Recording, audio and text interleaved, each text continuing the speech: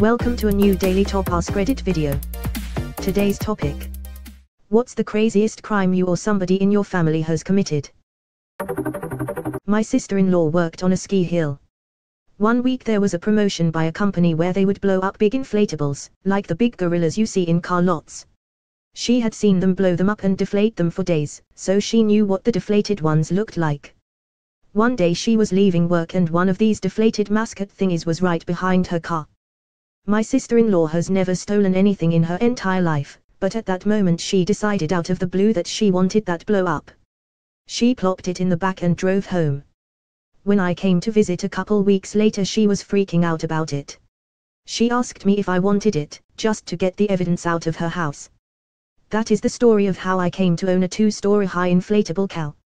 Edit, damn. This one blew up. So, everybody is asking, but no, I don't have any pictures of the cow.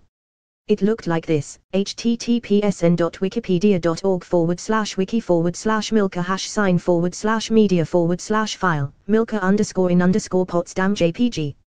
Edit #2. A lot of people telling me I'm lying because I don't have photos from 20 years ago, so here, https://imga.com/gallery/zfcudvz. I dug through my old Facebook photos to find this.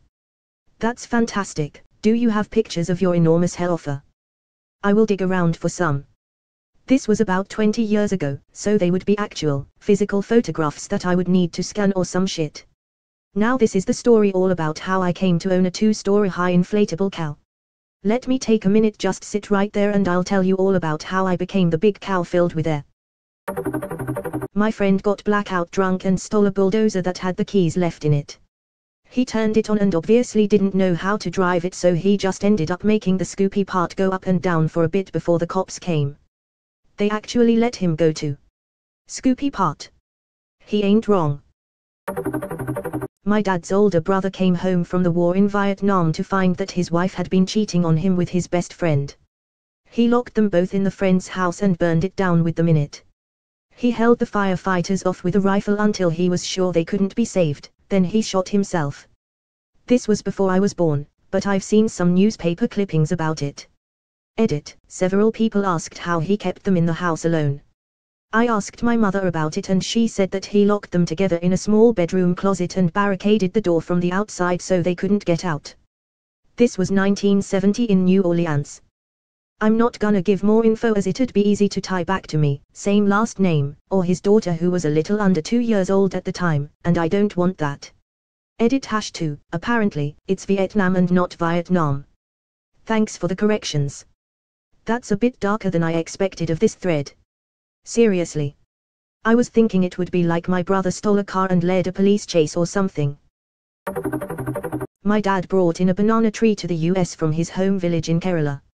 He literally walked through customs with a tree in a pot in his arms. The customs lady asked him what he was thinking and he just replied that the banana tree was from his mother's garden. The customs lady must have thought my dad was crazy, but she just let him walk right through. We still have that tree and its offspring. Customs lady, this is crazy. Your dad, no, this is bananas. I'm so jealous.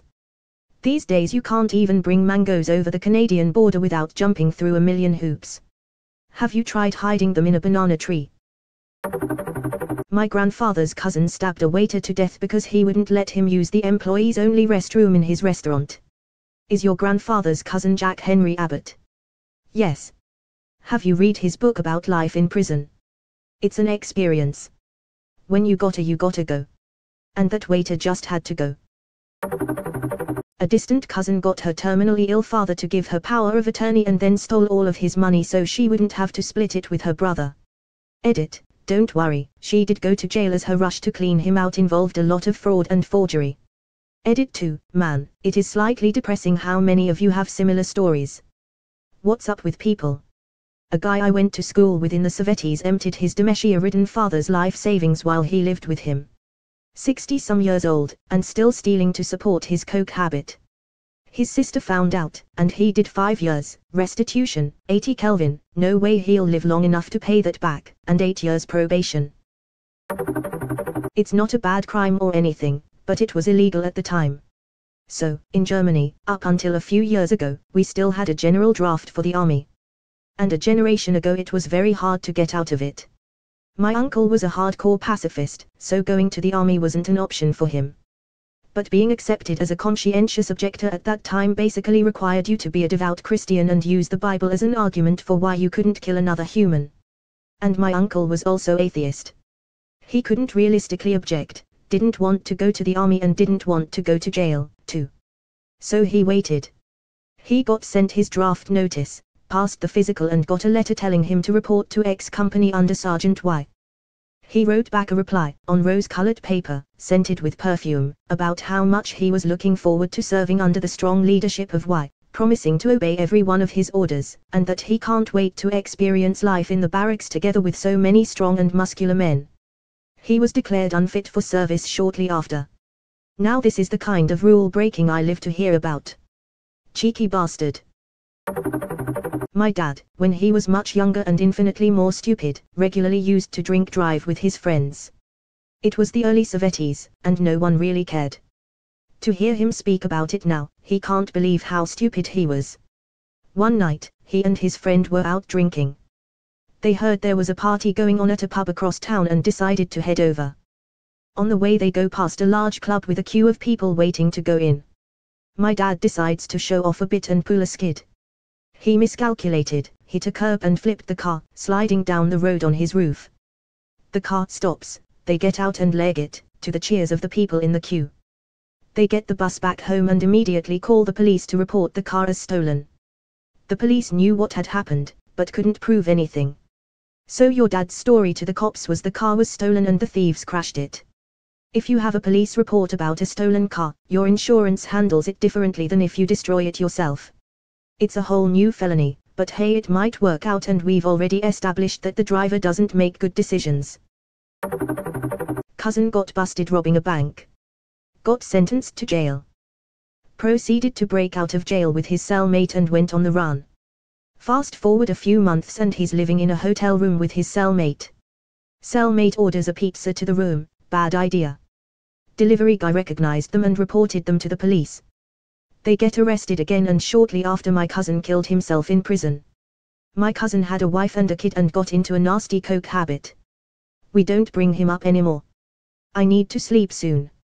I read this too fast and saw broke out of jail with his cellmate living in hotel room and pizza and thought you were just describing the plot to Home Alone 2.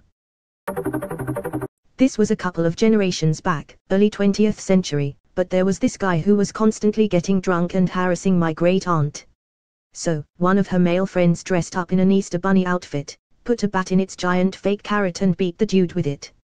He got away with it, but I'm sure it helped that half the community was waiting for the day the guy's liver finally gave out. Edit. Okay, one small clarification: the bat in question was a baseball bat, not the flying mammal, though that's certainly an interesting visual and I can't say I'm sorry for my small role in creating that image. Donnie Darko D his ass. Have a fucking carrot. My dad told me he once snuck into a tire warehouse. He cut the alarm and came in through a window on the roof, and stole a bunch of tires. I guess, after that, he retired from his life of crime. Does he have any leftover tires? I'm looking for some 235/65 R 2080s. My grandfather's father was a mean, abusive, hateful drunk, who would come home from working in the mines long enough to terrorize his children and impregnate his wife and then leave again for mine work. He tried to set the house on fire, with wife and kids, 13 of them, inside twice. One day my grandfather and a couple of his siblings were picking berries across the road from the house and his drunk father started taking pot shots at them with a rifle. My grandpa, one brother, and his oldest sister took off running for the house with the agreement that the first one there would kill him, their father.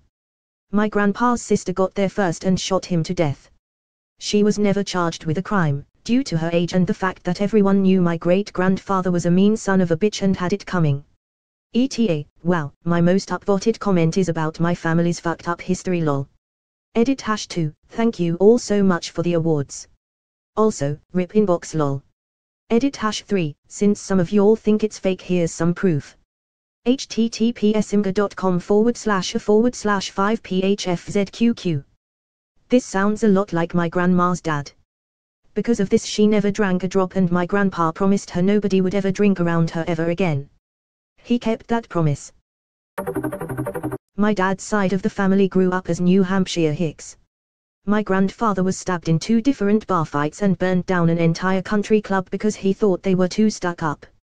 He was never caught and went on to earn a Bronze and Silver Star in the Korean War, but unfortunately lost his leg too. Edit. Since this is getting some attention, I thought I might add that my grandfather got his shit together, started a successful small business, and as a funny twist later joined that same country club as an old man. He never really felt welcome there, my dad said, though. They weren't really his kind of people. Live free or die.